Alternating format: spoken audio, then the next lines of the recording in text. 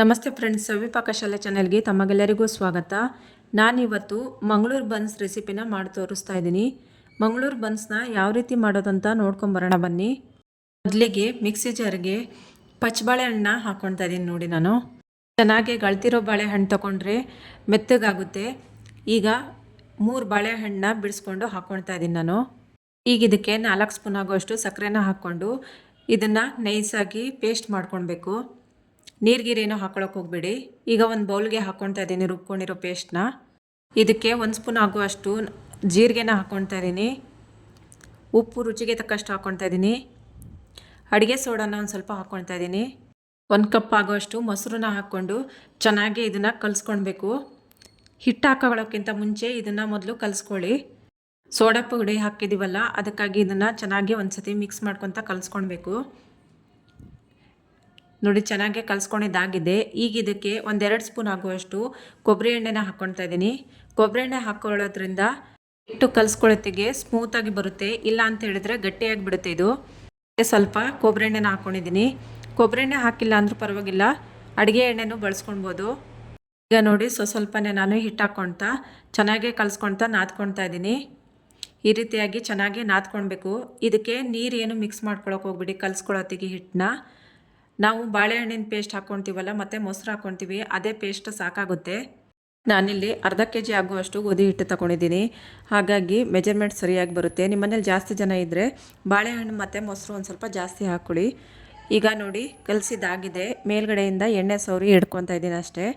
ಈಗ ಕಲಸಿರೋ ಹಿಟ್ಟನ್ನ ರಾತ್ರಿ ಪೂರ್ತಿ ಮುಚ್ಚಿಟ್ಟು ನಾವು ಬೆಳಗ್ಗೆ ಮಾಡ್ಕೊಳ್ಳೋಣ. ನೋಡಿ, ಇವಾಗ ಎತ್ತಿಟ್ಕೊತಾ ಇದ್ದೀನಿ. ಇವಾಗ ಮಿಕ್ಸಿ ಜಾರಿಗೆ ತೆಂಗಿನಕಾಯಿ ಚೂರನ್ನ ಹಾಕ್ಕೊಳ್ತಾ ಇದ್ದೀನಿ. ಹಸಿಮೆಣ್ಸಿಕಾಯಿ 4, ಕರಿಬೇವು ಸೊಪ್ಪು ಒಂದು ಸ್ವಲ್ಪ, ಕೊತ್ತಂಬರಿ ಸೊಪ್ಪು ಒಂದು ಸ್ವಲ್ಪ, ಬೆಳ್ಳುಳ್ಳಿ 8 ಎಸಳು, ರುಚಿಗೆ ತಕ್ಕಷ್ಟು ಉಪ್ಪು, ನೆಲ್ಲಿಕಾಯಿ ಗಾತ್ರದಷ್ಟು ಹುಣಸೆಹಣ್ಣು ಹಾಕ್ಕೊಳ್ತಾ ಇದ್ದೀನಿ. ಹುರ್ಗಡ್ಲೆನ ಒಂದು ಸ್ವಲ್ಪ ಹಾಕ್ಕೊಳ್ತಾ ಇದ್ದೀನಿ. ಇದಿಷ್ಟನ್ನು ನೀರು ಹಾಕ್ಕೊಂಡು ನುಣ್ಣಗೆ ರುಬ್ಕೊಳ್ಬೇಕು. ಈ ಕಡೆ ಒಗ್ಗರಣೆಗೆ ರೆಡಿ ಮಾಡ್ಕೊಳ್ತಾ ಇದ್ದೀನಿ. ಒಂದು ಚಿಕ್ಕ ಪ್ಯಾನ್ ಇಟ್ಕೊಂಡಿದ್ದೀನಿ. ಅದಕ್ಕೆ 2 ಸ್ಪೂನ್ ಆಗುವಷ್ಟು ಎಣ್ಣೆನ ಹಾಕ್ಕೊಂಡಿದ್ದೀನಿ. ಸಾಸಿವೆ 1/4 ಟೀ ಸ್ಪೂನ್ ಹಾಕ್ಕೊಂಡಿದ್ದೀನಿ. ಬ್ಯಾಡಗಿ ಮೆಣಸಿನ್ಕಾಯಿ ಕಟ್ ಮಾಡ್ಕೊಂಡು ಹಾಕ್ಕೊಂಡಿದ್ದೀನಿ. ಕರಿಬೇವು ಸೊಪ್ಪು ಹಾಕ್ಕೊಂಡಿದ್ದೀನಿ. ಈಗ ಒಗ್ಗರಣೆ ರೆಡಿಯಾಗಿದೆ. ರುಬ್ಕೊಂಡಿರುವಂಥ ಚಟ್ನಿಗೆ ಹಾಕ್ಕೊಂಡು ಮಿಕ್ಸ್ ಮಾಡ್ಕೊಳ್ತಾ ಇದ್ದೀನಿ. ಚಟ್ನಿನ ಪಕ್ಕಕ್ಕಿಟ್ಟು ಈಗ ಬನ್ಸಿಗೆ ಎಣ್ಣೆನ ಇಟ್ಕೊಳ್ತಾ ಇದ್ದೀನಿ ಗ್ಯಾಸ್ ಮೇಲೆ. ಎಣ್ಣೆ ಚೆನ್ನಾಗೇ ಕಾಯಲಿ. ಈಗ ನಾವು ಕಲಸಿಟ್ಟಿರೋ ಹಿಟ್ಟನ್ನು ಒಂದು ಸಲ ಚೆನ್ನಾಗೇ ನಾದ್ಕೊಳ್ಬೇಕು. ಈಗ ನೋಡಿ, ಓಪನ್ ಮಾಡ್ತಾ ಇದ್ದೀನಿ. ಹಿಟ್ಟು ಎಷ್ಟು ಚೆನ್ನಾಗಿ ಸ್ಮೂತಾಗಿ ಬಂದಿದೆ ಅಂತ ಹೇಳ್ಕೊಂಡು ಒಂದು ಸತಿ ಚೆನ್ನಾಗಿ ನಾದ್ಕೊಳ್ತಾ ಇದ್ದೀನಿ. ಈಗ ಹಿಟ್ಟನ್ನ ಸ್ವಲ್ಪವಾಗಿ ಉಂಡೆ ಕಟ್ಕೊಂಡು ತಗೊಳ್ತಾ ಇದ್ದೀನಿ. ಇದನ್ನು ಪೂರಿ ಥರ ಚಿಕ್ಕದಾಗಿ ಲಟ್ಟಿಸ್ಕೊಳ್ಳೋಣ. ಹಿಟ್ಟನ್ನ ಲಟ್ಸ್ಕೊಳ್ಳೋತ್ತಿಗೆ ಒಣ ಹಿಟ್ಟು ಹಾಕ್ಕೊಂಡು ಲಟ್ಸ್ಕೊಂಡ್ರೂ ಆಗುತ್ತೆ, ಇಲ್ಲ ಎಣ್ಣೆ ಹಾಕ್ಕೊಂಡು ಅದೇ ಥರ ಲಟ್ಸ್ಕೊಂಡ್ರೂ ಪರವಾಗಿಲ್ಲ. ಆವಾಗ ಎಣ್ಣೆ ಗಲೀಜಾಗೋದಿಲ್ಲ ಹಿಟ್ಟು ಹಾಕಿಲ್ಲ ಅಂತ ಹೇಳಿದರೆ. ನೀವು ಬನ್ಸ್ನ ಸಂಜೆ ಟೀ ಟೈಮ್ನಲ್ಲಿ ಮಾಡ್ಕೊಳ್ಬೇಕಂತ ಹೇಳಿದರೆ ಬೆಳಗ್ಗೆನೇ ಹಿಟ್ಟನ್ನ ಚೆನ್ನಾಗಿ ಕಲಿಸ್ಕೊಂಡು ಇಟ್ಕೊಳ್ಳಿ. ಆಗ ಸಂಜೆ ಟೀ ಟೈಮ್ನಲ್ಲಿ ಮಾಡ್ಕೊಳ್ಳೋಕ್ಕೆ ಸರಿ ಹೋಗುತ್ತೆ.